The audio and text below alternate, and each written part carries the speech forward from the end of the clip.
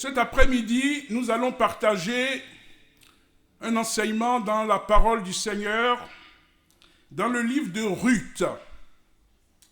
Et il y a 4 chapitres dans le livre de Ruth, une histoire formidable, merveilleuse. Et je vais lire avec vous, on ne lira pas les 4 chapitres, c'est beaucoup. On va lire le chapitre 1, du verset 1 à 22, le chapitre 2, du verset 1 à 2 et 19, et le chapitre 4, du verset 13 à 17. Mis bout à bout, ça nous permet de bien nous imprégner de cette histoire dans laquelle nous avons beaucoup d'instructions de la part du Seigneur. Alors, je vais lire avec vous, je vais lire pour vous Ruth chapitre 1. À l'époque où les juges exerçaient le pouvoir en Israël, il y eut une famine dans le pays. Alors un homme de Bethléem en Juda partit avec sa femme et ses 2 fils.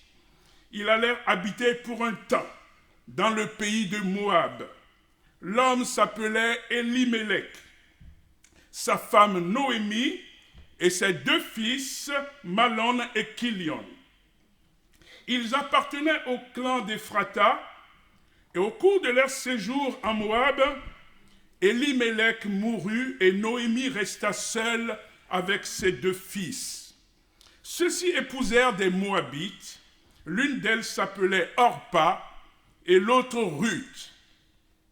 Au bout de 10 ans, Malon et Kilion moururent à leur tour, et Noémie resta seule, privée de ses enfants et de son mari. Au pays de Moab, Noémie apprit que le Seigneur avait été favorable à son peuple et lui avait donné de bonnes récoltes. Alors elle se prépara à quitter ce pays avec ses 2 belles-filles. Elles partirent ensemble pour retourner au pays de Juda, mais en chemin, Noémie leur dit: « Rentrez chez vous maintenant, chacune dans la maison de sa mère. Que le Seigneur soit bon pour vous, comme vous l'avez été pour ceux qui sont morts, et pour moi-même. Qu'il permette à chacune de vous de trouver le bonheur dans la maison d'un mari. » Puis elle embrassa ses 2 belles-filles pour prendre congé. Mais celles-ci pleurèrent abondamment et lui dirent: « Non, nous t'accompagnons auprès de ton peuple. » Et Noémie reprit: « Rentrez chez vous, mes filles. Pourquoi voulez-vous venir avec moi? Je ne suis plus en âge d'avoir des fils qui pourraient vous épouser. Rentrez chez vous. Laissez-moi, je suis trop vieille pour me remarier. Et même si je disais il y a encore de l'espoir pour moi cette nuit même, je serai un homme qui me donnera des fils. Pourriez-vous attendre qu'ils aient grandi? Renonceriez-vous à épouser quelqu'un d'autre? Non, mes filles, c'est contre moi que le Seigneur s'est tourné. Mon sort est beaucoup trop dur pour vous. » Les 2 belles-filles pleurèrent de plus belle. Finalement, Orpa embrassa sa belle-mère pour prendre congé. Mais Ruth refusa de la quitter.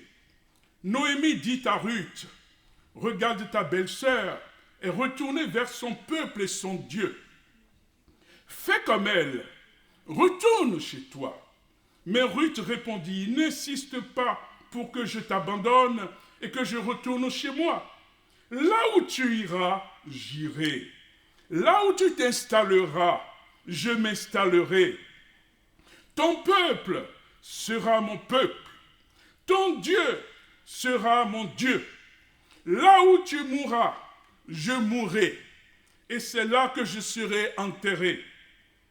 Que le Seigneur m'inflige la plus terrible des punitions, si ce n'est pas la mort, celle qui me sépare de toi. » Quand Naomi vit que Ruth était résolue à l'accompagner, elle cessa d'insister et elles allèrent ensemble jusqu'à Bethléem. Leur arrivée provoqua de l'excitation dans toute la localité. Les femmes s'exclamaient: « Est-ce vraiment Naomi? Noémie leur déclara, « Ne m'appelez plus Noémie, l'heureuse, mais appelez-moi Mara, l'affligée, car le Dieu Tout-Puissant m'a durement affligé. Je suis parti d'ici les mains pleines, et le Seigneur m'a fait revenir les mains vides. Ne m'appelez donc plus Noémie, puisque le Seigneur Tout-Puissant s'est tourné contre moi et a causé mon malheur. » C'est ainsi que Noémie revint du pays de Moab avec Ruth, sa belle-fille moabite. Lorsqu'elles arrivaient à Bethléem, on commença juste à récolter l'orge. Alléluia! Je voudrais vraiment, au travers de ce premier passage que nous venons de partager, que nous puissions comprendre que cette belle histoire de la Bible a beaucoup d'instructions pour nous. Il y a un fleuve d'enseignement. C'est l'une des plus belles histoires de la Bible que j'ai pu lire, et les séquences d'enseignement que je peux commencer à partager avec vous, qui nous parlent d'une école de la vie, une école de la fidélité, une école de l'amour, une école de l'humilité, une école de la générosité, une école de l'attachement, une école de la bienséance, de la noblesse, de la piété, du respect. Retenez bien ces mots que je prononce, car nous les verrons dans le déroulement de ce que nous allons partager ensemble. Mais aussi avec de la souffrance, de la résilience, du courage, de la conduite. Dans toute cette histoire, il y a une panoplie complète de l'œuvre de Dieu en l'homme. Ruth, ici, coche toutes les bonnes cases, je le dis d'avance, car c'est une histoire, personnellement, comme quand je lis l'histoire de Joseph, ça me tire des larmes. Quand je vois ce qui s'y déploie, ce qui s'y déroule, c'est une histoire comme celle de Néhémie aussi, qui me donne d'illustrer des hommes et des femmes remplis de simplicité, de joie, d'amour, comme on en trouve dans la Bible, et qui nous donne vraiment des enseignements riches, frères et sœurs, du don de soi, d'une fidélité inconditionnelle, frères et sœurs. Lorsque nous venons d'entendre ce passage, vous conviendrez avec moi que on peut dire, dans la suite que nous allons lire, que le Seigneur est au contrôle de nos vies, des situations. Dans les multiples histoires de la Bible, au travers des relations entre le Seigneur et son peuple, le Seigneur a toujours été au contrôle des situations nombreuses et complexes des hommes. Dans l'Ancien Testament, comme dans le Nouveau Testament, il y a beaucoup d'exemples qui nous montrent que le Seigneur a toujours été au contrôle. Et le texte de ce jour en est un parmi tant d'autres qui nous donne un enseignement sur la vie, frères et sœurs. Chaque fois que nous scrutons la parole de Dieu, notre cœur, notre entendement doit s'attendre à recevoir quelque chose par la foi. Nous servons un Dieu, un Seigneur éternel tout-puissant, dont la provision ne manque jamais pour ceux qui le craignent, l'adorent, l'aiment. Le Dieu des miracles, le Dieu des guérisons, le Dieu du salut, on l'a chanté tout à l'heure, le Dieu de justice, le Dieu très saint, le Dieu de tout ce qui existe. Et notre message de ce jour s'inscrit dans une trajectoire de l'illustration, de la proclamation, de la confession, de la démonstration de la puissance et de l'action de l'Éternel dans la vie de ses enfants en proie à des situations extrêmes, des situations désespérées. Frères et sœurs, quel titre je pourrais donner à ce passage, ce premier passage que nous avons lu dans Ruth? Nous allons en lire d'autres. Quel titre? Car il y a vraiment plusieurs titres qui sont possibles. La provision de Dieu pour une femme au cœur de Mara, c'est-à-dire une femme au cœur d'amertume. N'est-ce pas ce que Noémie elle-même s'est donné comme nom, le cœur de Mara? Je vous rappelais que Mara, c'était un endroit dans le désert.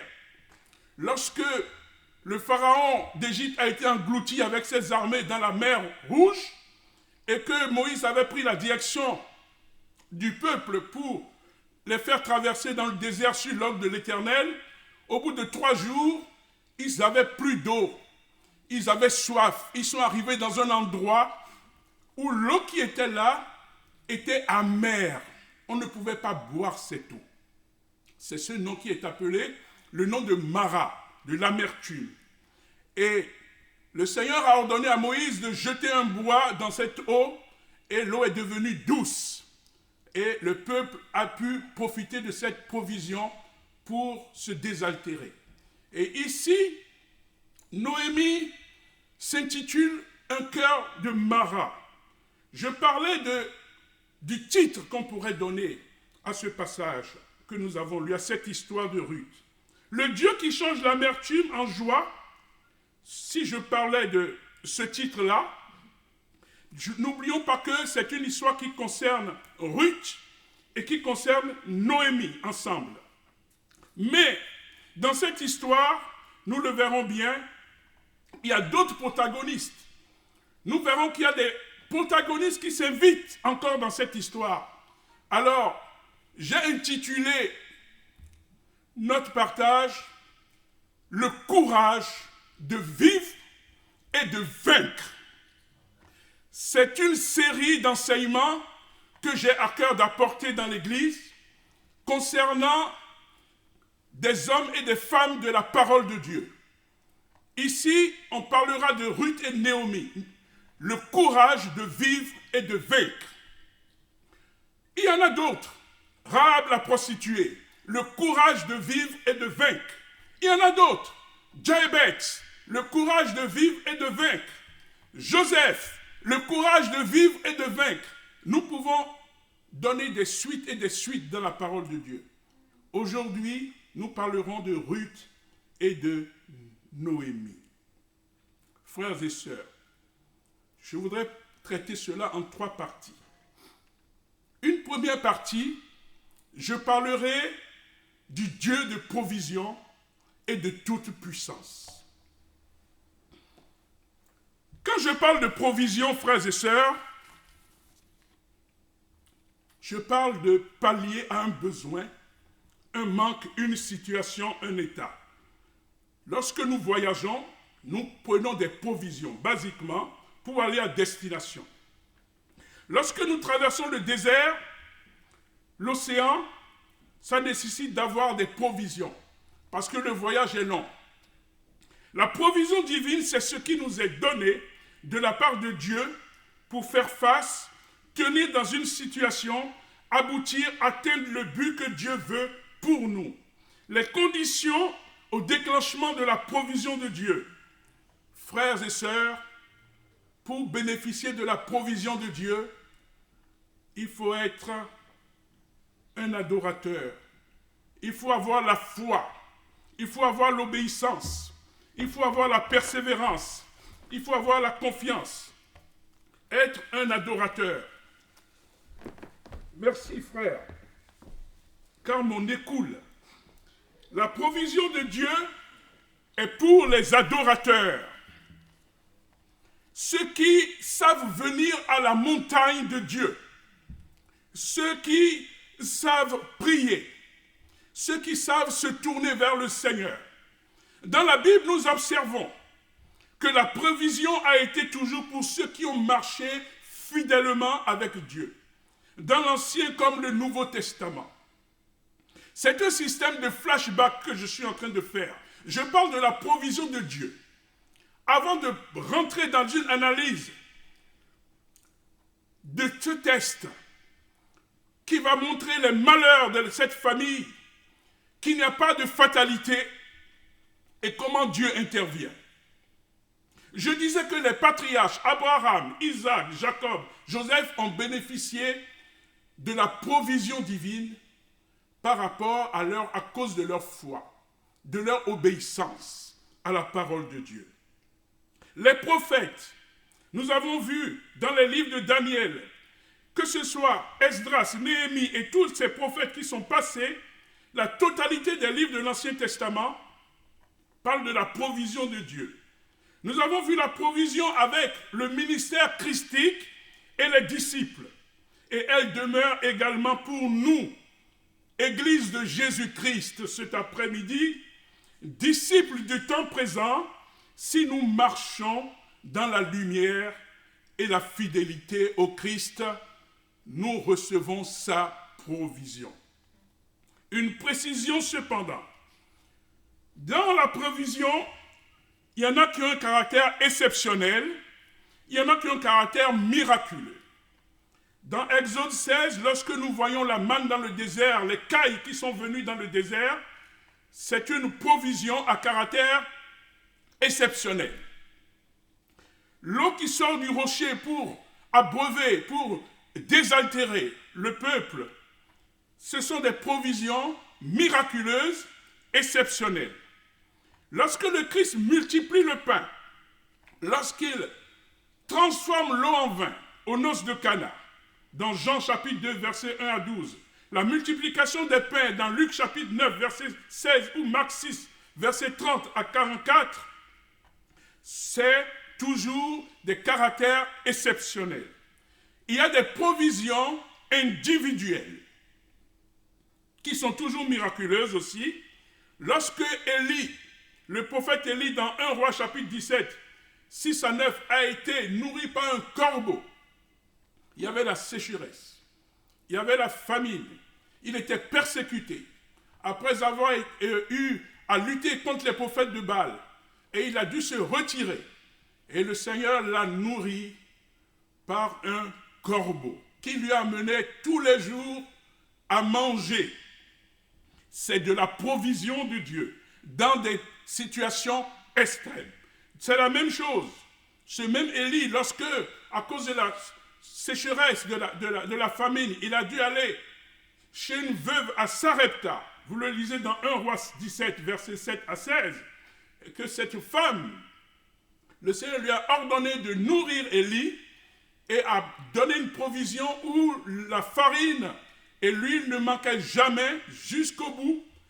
Et le prophète Élie a été nourri. Pareil, la provision de Dieu pour cette veuve d'un prophète, serviteur d'Élisée, qui avait été contraint de se retrouver à livrer ses 2 enfants comme esclaves pour payer ses dettes. Et Élisée est intervenu pour la provision de Dieu. Et cette femme, l'huile a coulé tellement qu'elle a rempli tous les vases autant qu'elle pouvait apporter. Et elle a dû les vendre pour se désendetter. Les guérisons divines, miraculeuses, sont des provisions de restauration, de la santé, de la vie, de la réintégration dans la société. Les miracles de Jésus-Christ, en grand nombre. Matthieu 4, Luc 4, Ésaïe 61. L'Esprit du Seigneur est sur moi. Il me oint pour ouvrir les yeux des aveugles, faire marcher les paralytiques. Vous connaissez ces passages. C'est la provision de Dieu pour nous. Le Seigneur pourvoit au travail, à la famille, au logement. On a chanté tout à l'heure. Notre frère, dans la conduite de la Sainte Seine, a rappelé les dons de l'Éternel. C'est la provision de Dieu. Je parlais de provision collective, provision individuelle. Le Seigneur accorde toutes sortes de provisions. Et il pourvoit aussi à son Église, bon samaritain, comme toutes ses églises, et aussi par ses dons spirituels. J'ai rappelé cet aspect, la provision de Dieu. Le premier point que j'ai traité, le Seigneur est un Dieu de provision. Et ce qu'il y a à comprendre, c'est que le Christ, le Seigneur Jésus-Christ, est celui que le Père éternel a choisi en tant que Fils unique sorti du Père. N'oubliez jamais, il est sorti du Père pour être notre Seigneur et Sauveur, Rédempteur, notre pourvoyeur par son sacrifice personnel. Il est devenu l'acteur principal de notre provision. Aujourd'hui, l'acteur principal de notre provision, nous, chrétiens, c'est le Seigneur Jésus-Christ, frères et sœurs. C'est en son nom et uniquement que nous sommes sauvés. étant le chemin, la vérité et la vie, et en dehors de lui, il n'y a pas de salut. Il n'y a pas de réelle provision. Car quand le Seigneur donne la provision, il la maintient jusqu'au bout. Alléluia. Les hommes peuvent vous donner la provision, elle va tarir. Les situations vont les contraindre. Les choses vont se mettre en place contre cela. Mais quand le Seigneur le fait, c'est jusqu'au bout, frères et sœurs. Et il était pour moi nécessaire de présenter ces quelques principes de la provision divine, et nous aurons l'attitude à vérifier que les principaux personnages de ce livre de Ruth remplissent bien les conditions de réception de la provision divine face à une situation désespérée. Car cette histoire du livre de Ruth a été écrite, comme toute écriture, pour notre édification.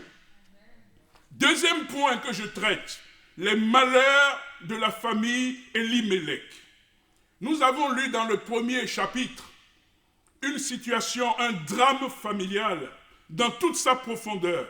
Vous savez, la vie peut basculer. Je parle à quelqu'un aujourd'hui, je me parle aussi. On peut perdre tout ce qu'on a en un instant, dans des circonstances, dans des situations. Est-ce que c'est toujours la fin? Dieu seul y répond. Des décisions s'imposent sans jamais baisser les bras. Frères et sœurs, quelle que soit la situation qui t'arrive, on peut tout perdre. Tu peux perdre ton emploi, tu peux perdre ton époux, tu peux perdre ton épouse, tu peux perdre un enfant, tu peux perdre les choses sur lesquelles tu t'appuyais. Pour autant, ce n'est pas la fin. Pour autant, il ne faut pas baisser les bras. Séparation, tristesse, abattement, impuissance, désespoir, cœur de marat, amertume, affliction, mort. Les limites arrivent et nous ne pouvons pas les dépasser. Savoir tout quitter, à l'aller comme au retour, pour espérer. Continuer à espérer malgré tout, pour le mieux vivre. Là, nous avons lu une histoire de l'humanité encore, au regard des drames, de tout ce qui peut prendre place. Vous savez, il y a des conflits, il y a des guerres, il y a des exodes, il y a des exils, il y a des déplacements, il y a des migrations. Les gens perdent tout. La télé nous le montre. La télé continue à nous le montrer. Pensons toujours à ceux et celles qui sont concernés dans les situations difficiles. En résumé, frères et sœurs, nous avons 3 femmes, Naomi, Ruth et Orpa, ces 2 belles filles. Elles sont devenues veuves par la disparition, pour Naomi de son mari, pour Ruth de son mari, fils de fils de Noémie, qui s'appelle Machlon, et Orpa, également qui a perdu son mari, qui s'appelle Kilion, tous les 2 qui sont donc fils de Naomi et d'Elimelech. 3 femmes sans appui, sans protection, sans revenu, sans maison, qui s'apprêtent à quitter Moab, ce pays d'exil au début si prometteur, que la famille de Noémie avait rejoint pour fuir la famine en Israël. Oui, à un moment donné, Israël traversait une famine. Et c'est toujours bon, quand l'herbe est verte ailleurs, de partir. Qui peut accuser? Nous partons, nous les humains, toujours quand c'est bon quelque part. Quand ça chauffe, nous avons besoin de partir. Rappelons-nous qu'Abraham lui-même, il est parti en Égypte parce qu'il y avait la famine en Canaan. Et pourtant, l'Éternel lui avait dit de ne pas partir. Mais il fallait qu'il parte parce qu'il pensait qu'il allait survivre, qu'il n'allait pas pouvoir tenir. C'est la même chose qui s'est passée avec Elimelech. Ils ont quitté Israël, ils ont quitté Bethléem, parce qu'il y avait la famine, et ils sont partis dans le pays de Moab. Et voilà ce qui s'est passé. Ils ont séjourné pendant 10 ans. Et ils sont retrouvés à zéro. Après avoir perdu tous les êtres chers.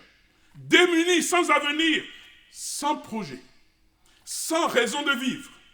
Naomi vit une vraie tragédie et ne peut que se résoudre à se séparer de ces 2 belles filles qui sont devenues des charges.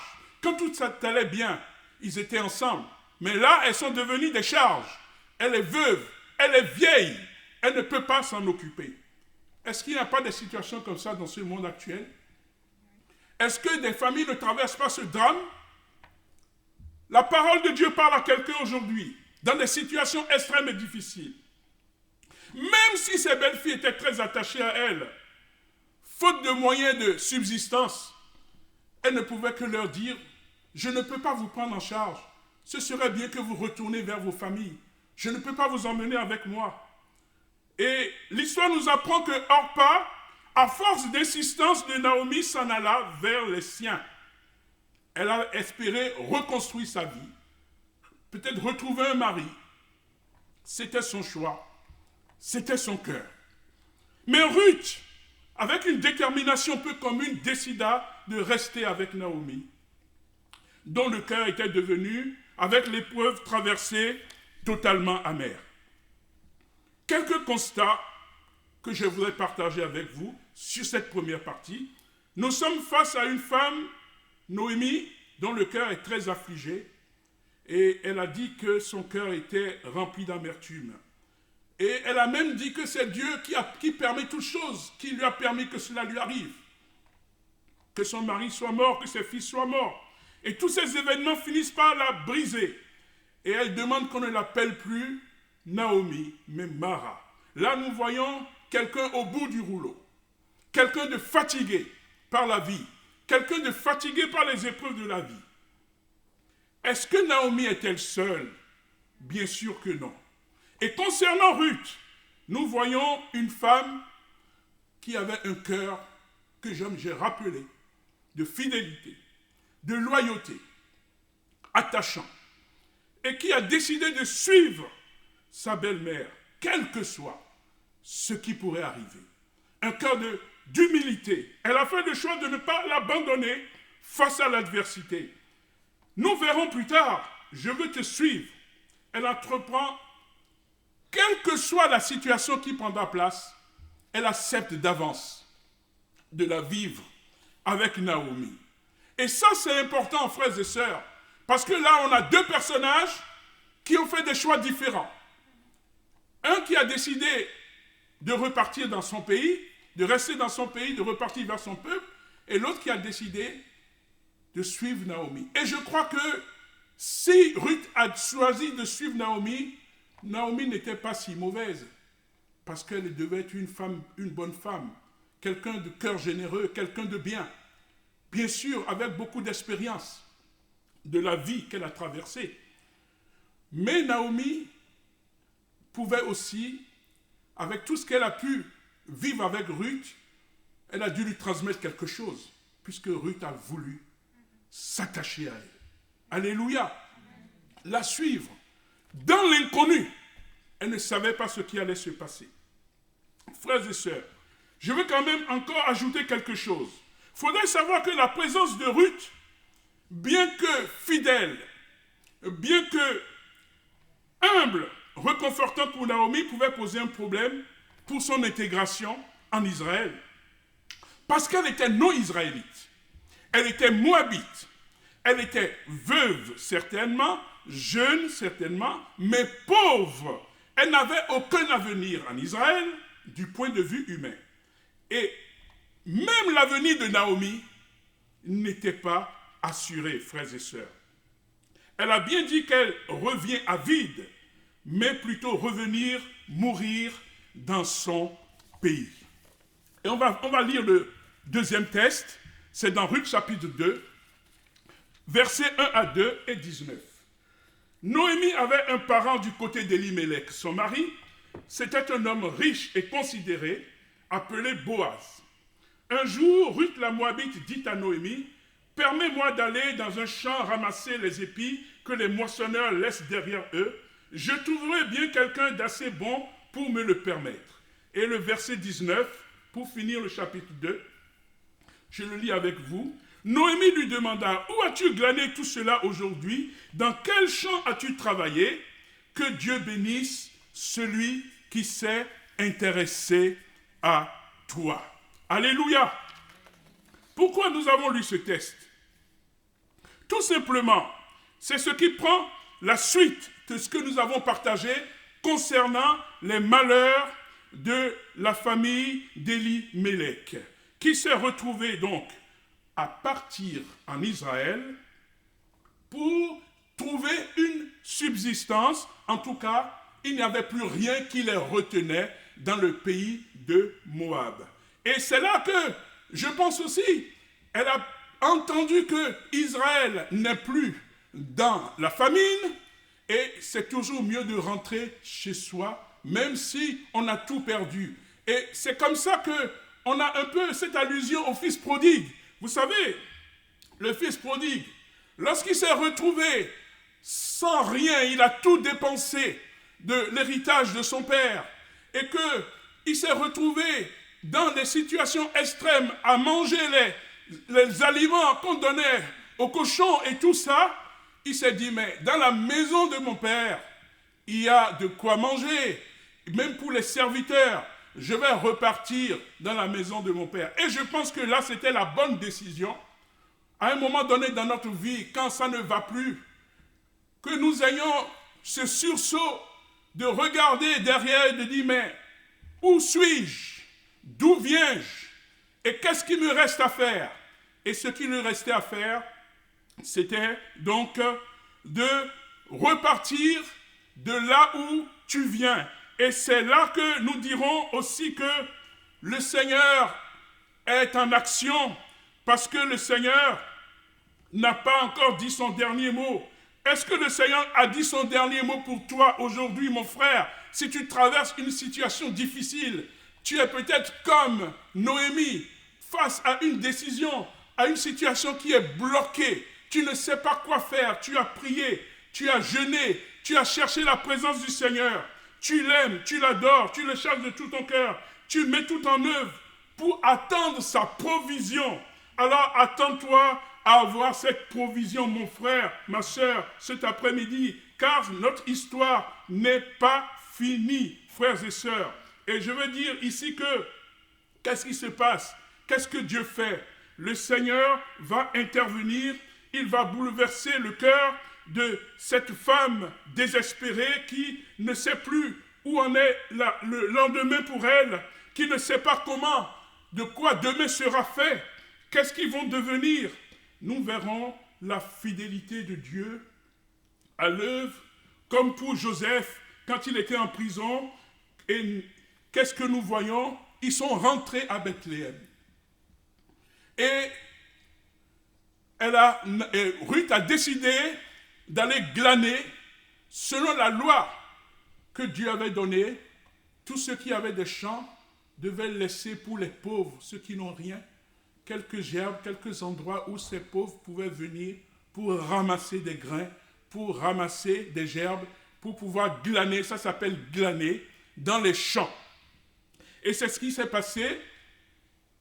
Ruth est partie, et le premier champ qu'elle a trouvé, elle a cherché à glaner. Mais nous allons lire que l'arrivée de Naomi et de Ruth n'a peut-être pas passé inaperçue quand ils sont arrivés en Israël, car tout le pays savait que Ruth était une femme fidèle qui n'a pas abandonné une personne âgée, qui l'a suivie, qui l'a accompagnée pour revenir en Israël.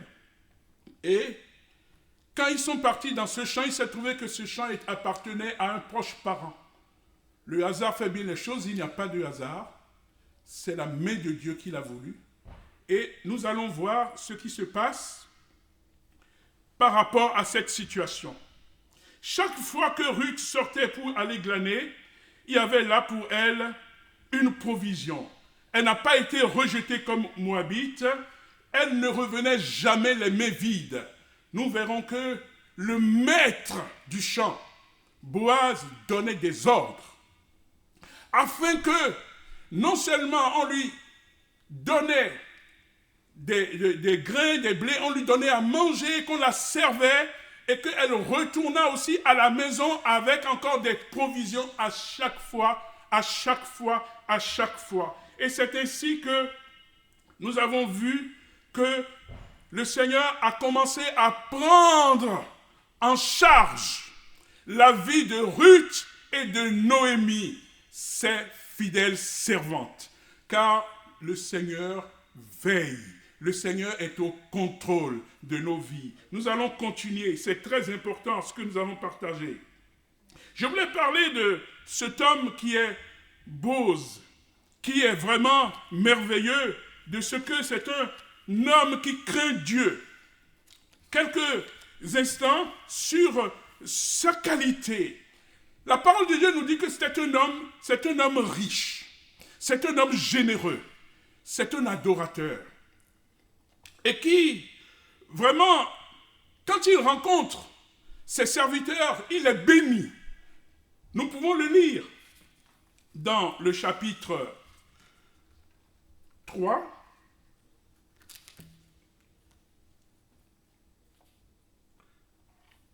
Qu'est-ce qu'il dit? Dans le chapitre 2, verset 4, quand Boz arrive de Bethléem, il salue les moissonneurs en disant « Que le Seigneur soit avec vous, que le Seigneur te bénisse. » Répondit-il, « J'aimerais avoir un chef d'entreprise, un patron comme Boz, qui lorsqu'il te reçoit, lorsque tu arrives pour travailler, ils disent « Que le Seigneur te bénisse. » Toi qui es son employé, toi qui es un directeur, qui es un ouvrier, peu importe, que le Seigneur te bénisse. Est-ce que vous imaginez que votre employeur, votre patron, quand vous allez, ils disent que le Seigneur te bénisse. Mais un patron qui est disposé comme cela, voyez comment il peut vous traiter. Voici un homme qui a la crainte de Dieu. Voici un homme qui est bienveillant. Voici un homme qui connaît l'Éternel. Voici un homme qui sait recevoir, qui sait traiter ses ouvriers, n'est-ce pas? Un homme intègre, un homme fiable, un homme vraiment honnête et qui, nous avons vu comment il a agi envers Ruth par une conduite correcte, respectueuse et qu'il a béni. Frères, chères sœurs, je voudrais vous dire, vous qui cherchez un mari, cherchez si ce mari rentre dans cette case-là. Un homme honnête, un homme qui vous traite avec respect, un homme qui est intègre, un homme qui ne profite pas de la faiblesse d'une femme, qui est sérieux.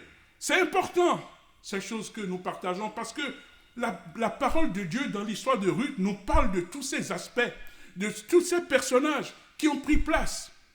On a parlé du cœur de Ruth, on a parlé du cœur de Noémie, on a parlé du cœur d'Orpa. Là, on parle de cet homme qui est Boz, et la manière dont il agit, il a d'un certain âge bien sûr, et la manière dont il traite, comme il est bon quand on craint l'Éternel, de la manière dont on se comporte. Vous savez, il y a une parole de Dieu qui dit que notre altitude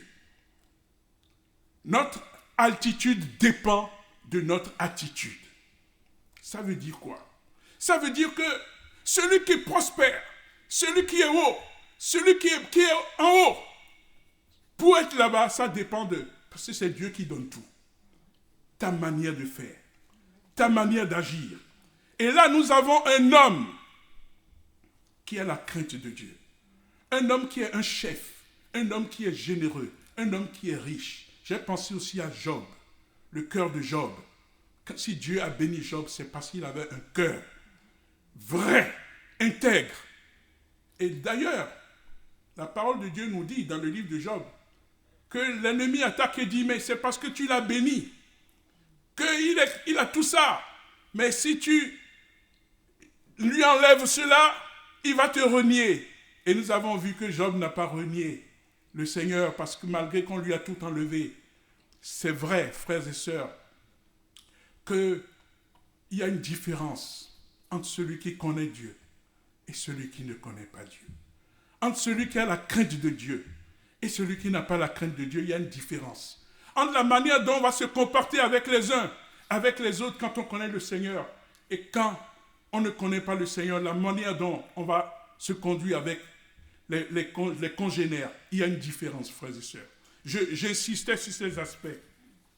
Pour dire que c'est vrai que concernant Ruth aussi, et j'aimerais bien revenir toujours sur ce caractère de Ruth qui est de courage. Je voulais parler du courage, frères et sœurs.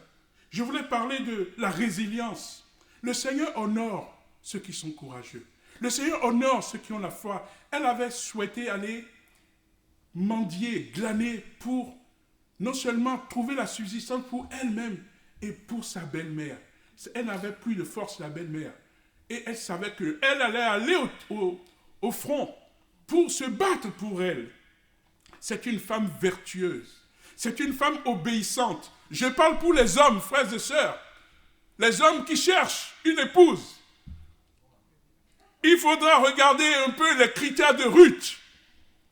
La sœur qui rentre dans ces critères. Même Boz dira, oui, tu n'as pas cherché un jeune. Puisque Boz était d'un certain âge. Frères et sœurs, c'était une femme travailleuse. C'est une femme vertueuse. C'est une femme intègre, reconnaissante. Elle était reconnaissante dans le cœur à Noémie. Elle était reconnaissante par ça. Et je puis vous dire que sa réputation l'a précédée. Dans le pays, Boz même a donné témoignage.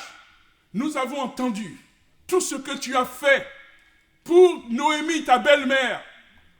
Qui n'aimerait pas avoir une belle fille comme Ruth? Frères et sœurs, dans la fidélité.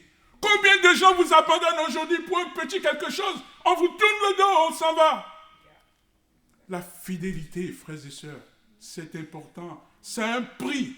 Je parle de ces choses parce que nous ne pouvons pas faire l'économie, j'aime bien ce mot-là, on ne peut faire l'économie de la vérité. Il y a des valeurs auxquelles le Seigneur tient. La fidélité, l'intégrité, la justice, l'humilité, frères et sœurs. Ces valeurs-là, ces richesses-là ne se perdent jamais. Et celui qui les vit, les manifeste, ne pourra jamais se retrouver abandonné. Parce que les hommes eux-mêmes te rendent témoignage de ta fidélité. Lorsque vous êtes humble, la parole de Dieu déclare que l'humilité précède la gloire. Mais l'orgueil précède la chute. Les hommes reconnaissent quand vous êtes humble, que vous êtes humble. Et le Seigneur, il aime les humbles, ceux qui le craignent. Nous avons là tous les ferments de quelqu'un qui ne peut pas être abandonné par Dieu, malgré tout ce qui lui arrive. Malgré la perte des êtres chers, nous pouvons perdre des êtres chers. Qu'est-ce qu'on va devenir? Humainement, il n'avait pas d'avenir. Dans le monde dans lequel nous sommes, humainement, il n'avait pas d'avenir. Bien sûr, vous savez qu'actuellement, nous avons la prévoyance. À cette période, cette époque des juges, il n'y avait pas de prévoyance. Et encore longtemps après, il n'y a pas eu de prévoyance. Mais aujourd'hui, la prévoyance, les assurances font que, bon, si vous êtes dans un coup dur, quelque chose vous arrive, vous vous retrouvez dans l'invalidité, vous vous retrouvez dans la situation la plus compliquée, il y a des assurances qui sont là pour prendre le relais, à condition que vous ayez pris des assurances. Mais là, leur assurance, leur prévoyance, c'était la fidélité, c'était la foi, c'était l'intégrité. Elle n'est pas partie voler, elle est partie glaner. Glaner, vous savez ce que c'est que glaner? Ce n'est pas de la blague. Il faut passer sous le soleil, il faut se baisser, il faut se courber, il faut ramasser les épis que les moissonneurs ont laissés. Et encore, les moissonneurs, ils ne laissent pas grand-chose. Ils passent. Vous savez, même quand une moissonneuse batteuse, elle passe, elle ramasse tout. Mais à l'époque, quand les moissonneurs ils travaillaient, ils enlevaient presque tout. Sauf que, bon, par la loi de l'Éternel, il fallait laisser un peu à ceux qui n'avaient rien. Ils pouvaient venir un peu prendre dedans. Et c'est dans ça qu'ils mangeaient. C'est dans ça, et c'était du travail. Pour dire tout simplement qu'il fallait du courage pour revenir en Israël. Il fallait du courage, frères et sœurs, pour se présenter après les mains vides. Elle n'avait plus rien. Il y avait les candidatons. Mais elle est partie là-bas, mais elle revient à vide. Vous savez, les hommes aiment bien se moquer quand vous ratez, quand vous échouez.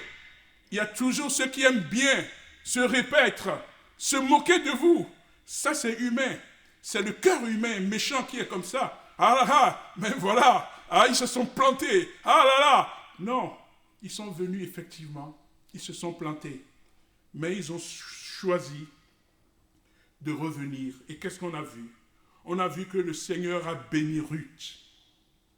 Le Seigneur a commencé à pourvoir petitement, mais sûrement à chaque fois que Ruth sortait et qu'elle allait glaner, et qu'il y avait vraiment une faveur sur elle de l'Éternel. Elle n'avait pas été rejetée comme Moabite.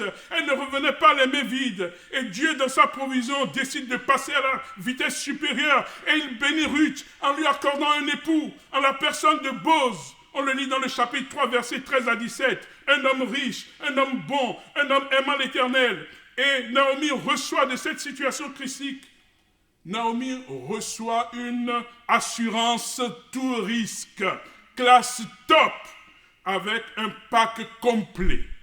Logement, retraite, santé, loisirs, alimentaire et tout le reste. Car Boz aima Ruth, il ne l'a pas regardée comme Moabite. Une femme en abomination aux Juifs. Vous savez, elle est Moabite, et donc d'un peuple adorateur d'idoles. Mais lui, Boz, il ne l'a pas regardé, il a regardé le cœur de Ruth. Alléluia.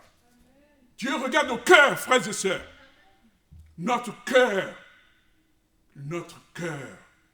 Et l'Éternel a pourvu lui-même à cette situation. Nous voyons que Dieu a fait un triple prodige. Naomi retrouve la joie. Quand vous lisez dans le chapitre 4, elle retrouve une joie totale. J'ai dit que Naomi a reçu une assurance tout risque. Tout dans son assurance. Retraite complète, logement, loisir. Le Boz était riche, il avait des serviteurs, des servantes. Désormais, Naomi est dans une grande maison avec tout ce qu'il faut, puisque sa belle-fille est devenue l'épouse de Ruth, l'épouse de Boz. Boz a épousé Ruth, et tout ce qu'il avait était à la disposition de Ruth. Nous voyons que Dieu a béni Boz, qui était un célibataire, un vieux célibataire, qui a trouvé une épouse merveilleuse. Nous voyons que Ruth, elle-même, qui n'avait pas de descendance, qui avait perdu son mari, retrouve un mari et retrouve un enfant, puisqu'elle a enfanté, le Seigneur l'a béni, quand vous lisez dans le chapitre 4, et elle a pu donner un enfant à Boz. Alors, un point important pour notre enseignement, si on doit s'arrêter un instant sur cette provision extraordinaire du miracle, à quoi cela a été dû si nous allons faire une analyse rétrospective de ce qui s'est passé? Nous voyons premièrement que la première condition, être un adorateur dans la provision. Naomi est une Israélite, elle est une adoratrice de l'Éternel, ses enfants sont des adorateurs, certainement les épouses aussi sont devenues des adoratrices. Elle reconnaît son Créateur, l'Éternel, sa majesté, sa toute-puissance, son jugement, sa souveraineté. Elle le loue, c'est une femme de foi. C'est une foi qui lui a permis de tenir ferme et bon.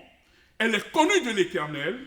L'Éternel a vu sa situation, une foi intacte, des éléments qui rappellent sa communion avec Dieu. Et le deuxième élément, à la base de sa provision, premier élément, je dis qu'elle est une adoratrice. C'est pour les adorateurs la provision de Dieu.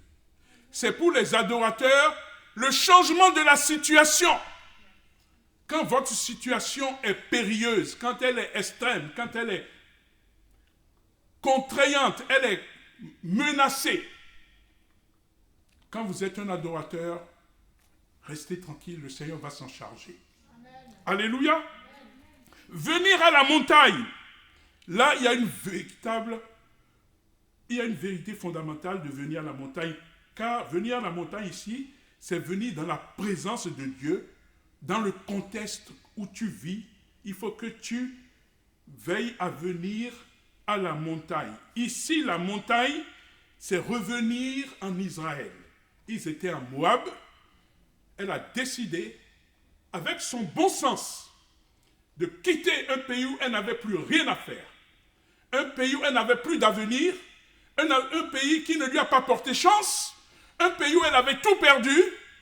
Pour revenir là où était la présence de Dieu. Là où était le pays d'Israël. Là, Bethléem, là où était la protection de Dieu. Là où était le peuple de Dieu. La famine était finie, car il y a un temps pour toutes choses. Là où Dieu réside, là où est le temple de Dieu, là où est la gloire de Dieu, retour aux sources de la vie, retour vers spirituellement ses frères et ses sœurs, retour à la montagne qu'elle avait dédaignée. Revenir en Israël, c'est revenir vers Dieu et tout ce qui touche à Dieu. Et il y a des efforts, il y a des sacrifices dans ce retour que le Seigneur lui a permis de faire. J'avais parlé de la honte, de revenir à zéro, à vide, de faire face aux difficultés, de braver la faim, de braver les difficultés du quotidien. Mais, après avoir pris cette décision, cette venue, ce retour à la montagne de Dieu, il y a eu pour elle le meilleur. C'est dans cette action de revenir à Dieu, de revenir dans la présence de Dieu, de quitter symboliquement Moab, le pays d'idoles, pour venir là où réside Dieu, qu'il y a eu le meilleur, il y a eu le changement. Il y avait des choses qui l'attendaient là-bas, en Israël, qu'elle ignorait, elle ne savait pas. Nous allons partir en Israël, qu'est-ce qui va se passer? On ne sait pas ce qui va se passer. Mais il y avait des choses qui l'attendaient dans le pays de Dieu. Alléluia. Est-ce que je parle à quelqu'un aujourd'hui? Est-ce qu'on se comprend? Je dirais que donc, celles qui n'avaient pas de descendance, celles qui n'avaient pas d'espérance, celles qui n'avaient plus de joie, a trouvé le droit de rachat. Dans Israël, il y avait le droit de rachat par Boz de la situation. Comme en Jésus-Christ, il y a le droit de rachat de notre situation quand on a quitté le jardin d'Éden, perdu, complètement dans la détresse, le Christ est venu nous racheter. C'est Boz qui a utilisé son droit de rachat, selon la loi.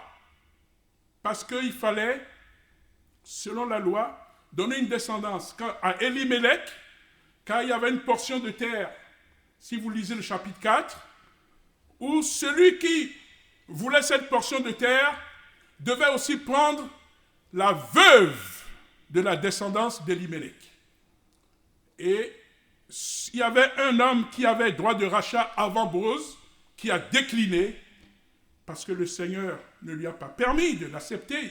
Quand on lui a dit que, attention, il y a la femme Ruth, la veuve moabite, lui un Israélien, marié une moabite, c'est ça. Et non, je ne rachète pas. Mais le Seigneur, lui, nous a rachetés, sachant ce que nous étions. Je ne sais pas si vous voyez le parallèle qu'il y a avec ça. Boz a accepté, malgré qu'elle était moabite, de racheter la part, de la prendre comme épouse moabite, ce que Jésus a accepté de nous racheter, nous. Nous qui étions pécheurs, rejetés devant Dieu, il a accepté de prendre nos opprobles et de nous racheter. C'est une symbolique très importante, ce que nous partageons. Pour finir, Naomi, au cœur amer, troublé, retrouve la joie. Vous croyez que Ruth n'avait pas aussi le cœur d'affliction? Après avoir perdu son mari, son jeune mari, et tout ça, elle aussi, elle a retrouvé la joie dans le pays de son Dieu, puisque c'est devenu son Dieu. Elle a dit, ton Dieu sera mon Dieu. Le Seigneur a regardé son cœur quand elle a dit à Naomi, je te suivrai, et ton Dieu sera mon Dieu. Et le Seigneur a déjà vu ça, il lui a compté ça. Alléluia. C'est important de comprendre que quand ça ne va pas, il faut qu'on cherche à revenir dans la présence de Dieu. Amen. Alléluia. Le Dieu Tout-Puissant qui accomplit, si vous lisez le chapitre 4, par Ruth, par Boaz, en leur donnant un fils, Obed, qui est devenu le grand-père de David, en les insérant dans le plan de salut. Aujourd'hui, quand on parle de la lignée de Christ, on parle de Ruth, la Moabite. Alléluia! Comme on parle aussi de Rahab, la prostituée, dans la lignée de Christ. Vous savez, notre Dieu, ses pensées ne sont pas nos pensées. Ses voix ne sont pas nos voix. J'ai intitulé cette prédication « Le courage de vivre et de vaincre ». Ça, c'est l'application de ce titre. Ils ont eu le courage de vivre et de vaincre. Mais avec quoi? Avec des valeurs chères à Dieu. La fidélité, l'humilité, le courage, la foi. Tout ça, là, on le retrouve dans le parcours de Ruth et de Naomi. Que le Seigneur nous bénisse. Amen. Au nom de Jésus-Christ. Amen. Amen. Père Saint, merci. Merci, Seigneur, pour ton message qui nous fortifie, qui nous illustre que ton cœur, Seigneur, ce que tu veux de nous, c'est des hommes et des femmes humbles, des hommes et des femmes courageux, des hommes et des femmes résilients, des hommes et des femmes de foi, des hommes et des femmes fidèles. Seigneur, aide-nous à être fidèles. Que nous soyons peu ou que nous soyons nombreux, que nous soyons fidèles pour venir dans ta présence. Que nous soyons fidèles dans le lieu secret. Seigneur, la relation avec toi, que nous ne la négligeons pas. Je le dis, Seigneur, je ne veux pas renoncer à mon service pour toi, parce que je sais ce que tu accordes à ceux que tu appelles, la vocation que tu donnes. Seigneur, je ne veux pas renoncer à mon service. Je ne veux pas renoncer à ma relation avec toi. Dis-le au Seigneur, Seigneur, je veux rester fidèle. Seigneur, je veux obéir. Seigneur, je veux apprendre de toi. Je veux grandir avec toi. Seigneur, montre-moi le chemin. Seigneur, envoie-moi pour toi. Seigneur, merci de me rendre fidèle comme Ruth. De me rendre reconnaissante comme Ruth. Seigneur, de me rendre, Seigneur, comme Boaz, qui a la crainte de ton nom. Un homme qui t'aime, Seigneur. Seigneur, bénis ton Église. Au nom de Jésus-Christ. Amen. Amen. Alléluia. Soyons bénis, frères et sœurs. On va laisser la